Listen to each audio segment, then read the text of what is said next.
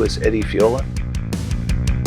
Our next rider, if you've been watching TV, you've seen him in the Mountain Dew commercial, the 501 Levi commercial. I mean, this guy's been on a lot of commercials, has been on over 30 print cover of major magazines. One of the most advanced BMX vertical riders in history. Who is Eddie Fiola? I would say a gentleman that put a lot of heart and passion into something that he wanted to be successful at. Eddie has to be considered in the ranks of Michael Jordan, Tony Hawk. He's so epic. He's one of the greatest young men I have ever met. Eddie Fiola is a legendary pioneer from the 1980s BMX and freestyle. Eddie was the ultimate inspiration. Ladies and gentlemen, none other than the King, Eddie Fiola.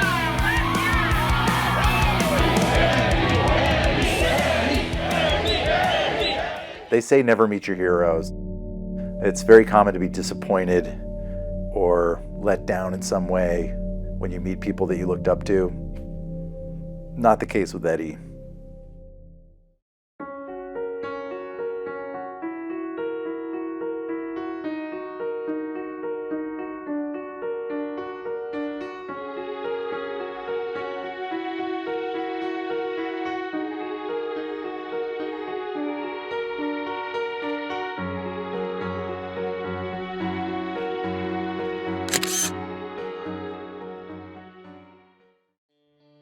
He just started doing the bike thing, and rainy days, this room is where he practiced his flatland. When we were young kids, we were always riding our bikes. So it goes all the way back to the very beginning where you wanted to be. We were too young to buy a motorcycle. We were too young to own a motorcycle, right? Maybe you couldn't afford one, whatever the case may be. So we wanted to literally take our bikes, let's say a Schwinn or a Sears bike or something like that, and you would want to put a form of a motorcycle handlebar on it.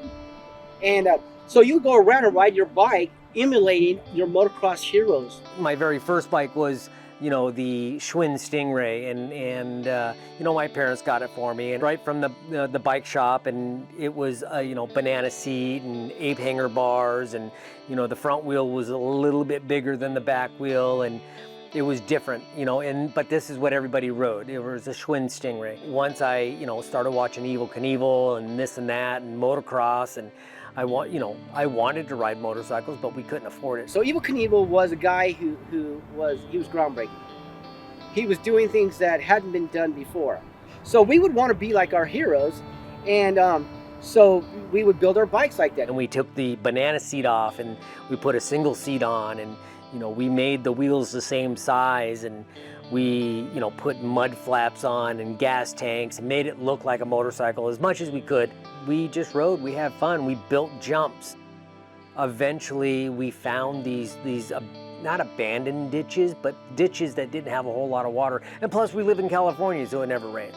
And we would ride these things as little half pipes. That's pretty much where we were learning how to fly out and jump and do freestyle. And freestyle back in the day, it wasn't, wasn't jumping, it wasn't flatland, it wasn't ramps, it was just riding, not racing.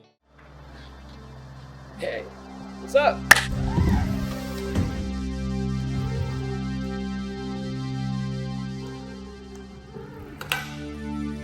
I was always so excited to be riding with him, and Yeah, and you guys did those traveling shows, right? Right, Together we did traveling Together. shows together. We did them with Gail Webb, and not only that, we used a half pipe that was plexiglass, had no flat bottom on it, and no deck on one and side. no deck on one side.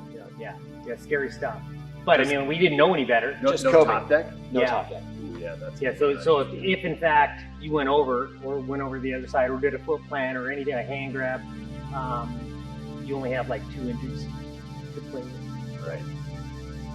It's Yeah, been a but while. it's funny because I don't think of that as some crazy risk or struggle. It's all we had. There was no standard set for it, so it was just like, okay, this is what it is. Yeah, and back then we didn't care. Wait, you're gonna pay me Yeah, to ride your ramp? right, that's Are you exactly, kidding me? Yeah. I learned the value of putting on a show. Like, it's hard to explain and it's hard to quantify in skateboarding because skateboarders are so steeped in this is what we do, take it or leave it.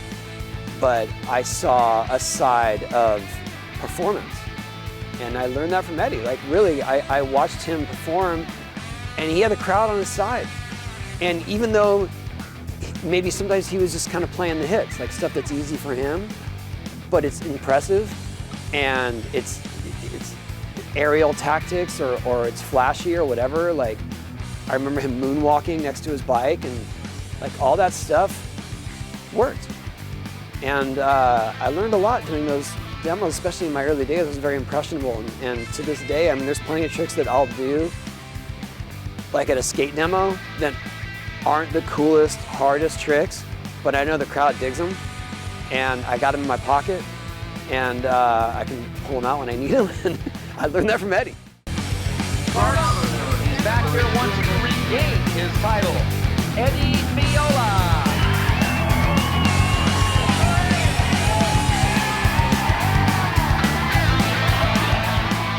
To win King of the Skate Parks, you had to compete well in the series. There were multiple events that you had to do. It was a point series that they would use to determine the champion at the end of the season. So you've got to do this consistently. You've obviously got to be really good at it. Now, what's interesting about Eddie is Eddie was great at flatland too. There were a lot of guys that rode just vert, so they were experts in vert. There were a lot of guys that rode flatland. They were great in flatland, but Eddie crossed over. He did both, and he did both extremely well. Hi, my name is Eddie Fiola. I'm 20. My sponsor is GT BMX. Out of all the King of the Skate Parks, in all the competitions, we had fun doing it, but I know that I won all of them except for two. Brian Blyther won one, and Mike Dominguez won one. And they won the series, you know, so they got the points, and Brian got the points, but I had won the very last competition. The last competition, I got to take the trophy home. The last competition was literally the last one. I mean, they didn't make any more King of the Skate Parks. So that's where I get the name King of the Skate Parks, because I won most of them. And since I'm reigning king, I still have the trophy. Well, kinda. That's another story. What you think you're looking at is a pro performer made by GT. What you don't realize is that this is a one-off, hand-built by Gary Turner himself. It looks like the regular pro performer, except for the bottom tube is thinner, the top tube is thinner, the standing platforms are smaller, it's lighter, the rear bottom extensions that clamp onto or that are welded to the frame stander, they're smaller. This bike was made specifically for the real skinny wheels, the 1 3/8 tires that I have. The reason I ran the 1 3/8 tires is because I was able to stick more air pressure inside, where normally it would be 45 PSI, where I could get at least 60 to 70 PSI in these tires. I used the 1 3/8 10-speed brakes, front and rear.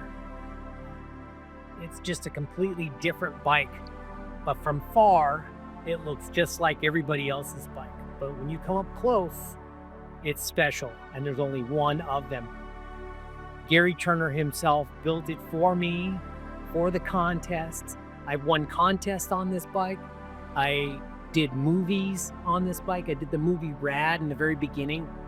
You can see this bike doing an aerial and some other stuff, and a lot of skate park competitions. I get a phone call from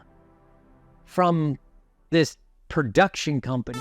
So this movie producer and this stunt guy, coordinator, Hal Needham, comes to my house, and they ask me all these questions. how did I get into it? Well, what happened to your father? What are you doing now? And how many magazines have you been in? And this and that.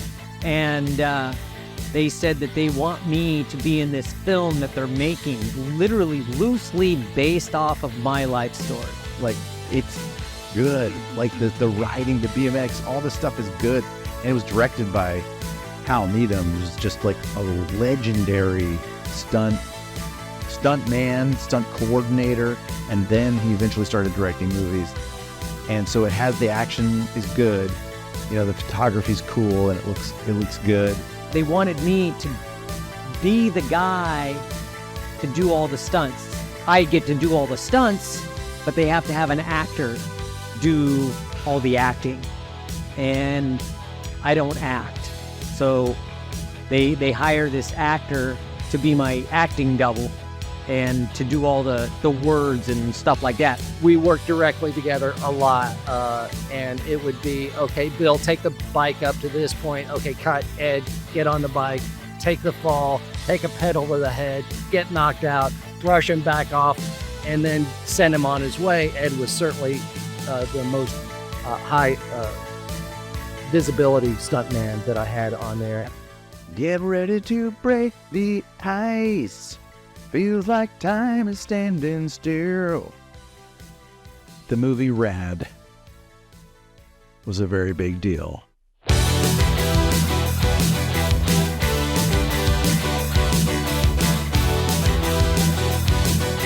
I remember having kind of mixed feelings about it at the time because it was like a polished Hollywood version of this thing that it just felt like sort of the mainstream version of a thing that we thought was like kind of counterculture, or that, you know, for us was like a rebellious thing, and then all of a sudden here it is in this like kind of packaged Hollywood version, and it took some of the rebellious luster off of BMX for me. But then you watch it and you're like, he's doing a backflip. They designed this movie pretty much around my life, and they hire me, and they hire me for the majority of the stunts. All I knew was that Eddie was in the race at the end, and he's like announced as part of the Hell Track like lineup when they're all about to start the race. And but I didn't find out till much later that Eddie was the double for the main character. Eddie Fiola I don't know, he's rad. Like, there's not really any other way to say it. Like, to me, he is BMX. Like, he's Crew Jones. So I am doubling the main actor, and I'm doubling the main actress, and I am doubling the main actor's friend, you know, who is Luke in the movie, and who's Crew, and Christian. I am doubling everybody in this movie, doing everything. Not only am I doubling them, but I'm also in the movie in certain sections. In the qualifying race, you'll see Crew, who is me, in the race when he has the helmet on. He's racing, and in the very next scene, when you don't see Crew, you'll see me in the race. And we jump back and forth, and I'm jumping out of clothes, and I'm jumping into clothes, and I'm racing as myself, and it just goes back and forth. So eventually in the movie, they, you know, have a scene where he's trying to pick up on his girlfriend, and he takes off and starts doing tricks out in front of the school. Well, that's also me. And then in the very beginning of the movie, when he was doing the paperboy routine, and he jumps and he does the 360 out of the swimming pool, that is me. When he's going through this lumber yard, and he's hopping up and down on the wood and rolling on the wood piles, that is me. There's a section of where Crew asks Christian, what is all this number one stuff about? And she says, well, it's self-explanatory, and it's him and her. Well, at this point in time, they're going to use Martin as him, And myself, because I was a little bit skinnier and thinner and lighter than Martin was. And so now I'm playing Christian and I'm following Crew, and we're on the park scene. So if anybody's looking at her butt, it's mine. So I'm just telling you. There's one scene where you see everyone coming down this big old steep hill and they're going between the bushes. They hit the ruts and all that type of stuff. And so we were all going down there, and you just kind of had to set up there. The director said, Howley said, okay, action. We all come flying down this hill, and you're going down the hill, but the ruts were sideways. And the ground was really wet and slippery, dude. It was gnarly. So you jump through there and get squirrely and all that type of stuff. And you see, there's one scene where Travis Chipper jumps way down and he's sideways and lands it. But the crush, because a lot of times people ask from the movie Rat, has anyone ever gotten hurt on it? And I did a little blog on it and said, yeah, many people got hurt on it. But Eddie was coming down the hill and he got T-boned so hard, dude. He hit his head so hard and actually got knocked out on the set. And they stopped everything for 15 minutes. Yeah, so that was rad. That was really cool. I believe Eddie hit a root or something, he could tell you better, and went down for real. That was not planned, and then got a concussion for real. So they shut down production for a few minutes, let him get his bearing, send him to the hospital. Why would they do that? You know, who needs an x-ray? Just get him back on the bike. And that's what they did. And that's what you see is him getting back on the bike and riding away. So that's part of a stuntman's job. And it's not a very pretty part of the job, but that's what they do. And that's what they get paid for. The Hell Track lineup, and the announcer is like, we've got so-and-so and here and so-and-so and Eddie Fiola, and like they're just cutting to the different BMX pros. That made it legit. For Team GT, Eddie Fiola.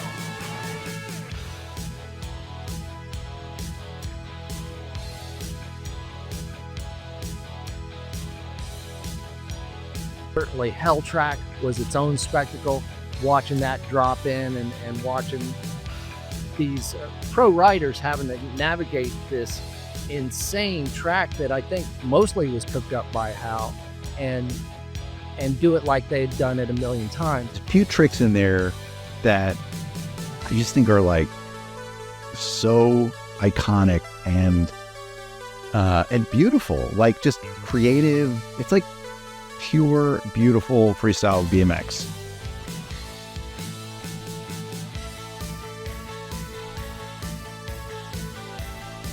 So the riding in that movie is so good and so legit. And they're wearing their pro uniform, like their pro garb, and it's so cool. It's so cool.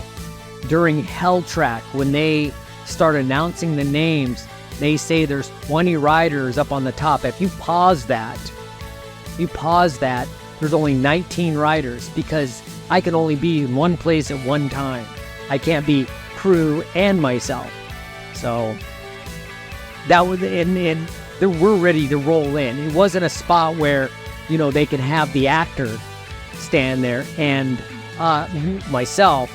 It was literally right before we drop in. So that's the shot that they get. And so throughout the whole race, except for this backflip and a couple of the jumps, the rest of the race is me. Doubling Crew. I was myself, I was Crew. I was myself, I was Crew. In different races here and there. But when I was Crew in Hell Track, you never saw me drop in. All you saw was Crew. I never dropped in. I was Crew the whole time. So during Hell Track, even though I was on the top of the starting gate, you never see me the rest of the time. I am in Crew's uniform. So I am no longer in Hell Track, and I don't get to race Hell Track as myself. I only get to race as Crew. So Eddie Fiola did the vast majority of my stunts, and the camera was up so close on both of us that it was almost seamless. And so again, hats off to Hal for being able to cast us, but maybe I got cast as Crew because my head was the same shape as Eddie, his head. I'm just musing these days, but the stunts were so important to that movie. And the seamlessness of the stunt performers to the actors was very crucial. So the funny thing is at the end of the movie where he does this 360 at the end of the track, the competition, I put my foot down, and I don't know how many times I had asked to how I can do better. Let me do it one more time. Just one more time. I can do it, but Hal just kept saying, no, we got it. It's good. It's fine. But I've asked this so many times. It's not that I want to do it one more time. It's just that I know that I can do it better.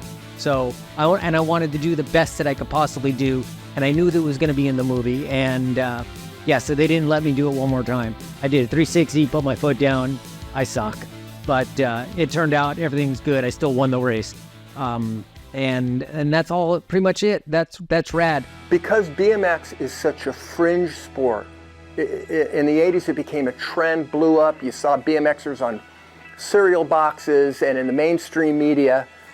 But Eddie deserves to be as recognized as all of those that have now exploded in video games and have become household names.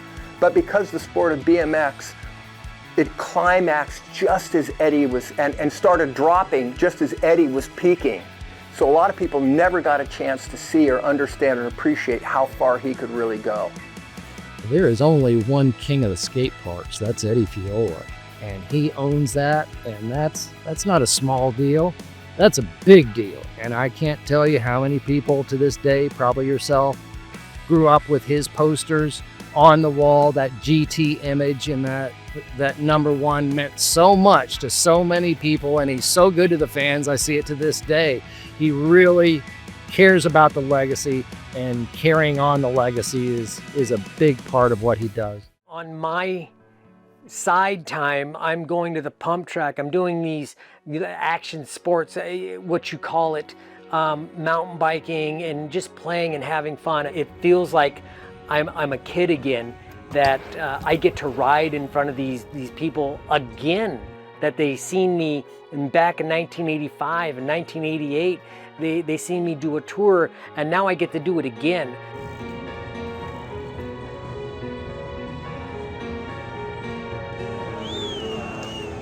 So this full circle thing that happens, you know, my whole life behind bars is a godsend, and it's something I don't want to ever give up. I'm going to keep riding for the rest of my life. You did pretty good. Yeah. One run.